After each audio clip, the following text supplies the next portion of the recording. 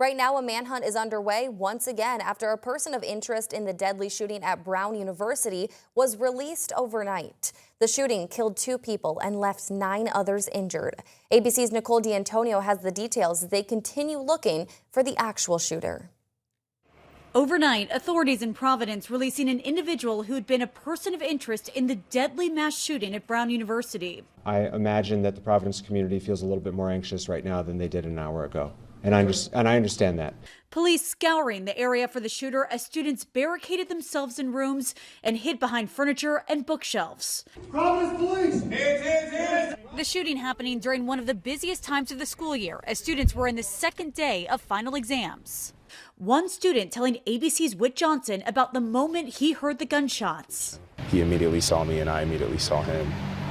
And then I look to my right and I see a bunch of students running down the stairs, running out the door, jumping on the ground, just whatever it takes to stay alive.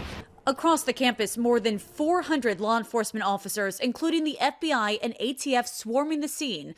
But they say the suspect had already fled through the side of the building complex. I've been around long enough to know that sometimes you head in one direction and then you have to regroup and go in another. And that's exactly what has happened over the last 24 hours or so. One of the victims killed has been identified by our church as Brown student Ella Cook from Birmingham, Alabama, where she was remembered.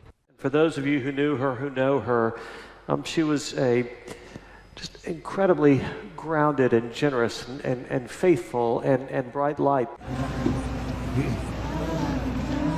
On Sunday night, a Christmas tree and menorah lighting ceremony turning into a vigil for the grieving community at Brown. The lockdown was lifted early Sunday. Brown now canceling all remaining classes, exams, and projects for the semester as they told students they could leave campus. Nicole D'Antonio, ABC News, Washington.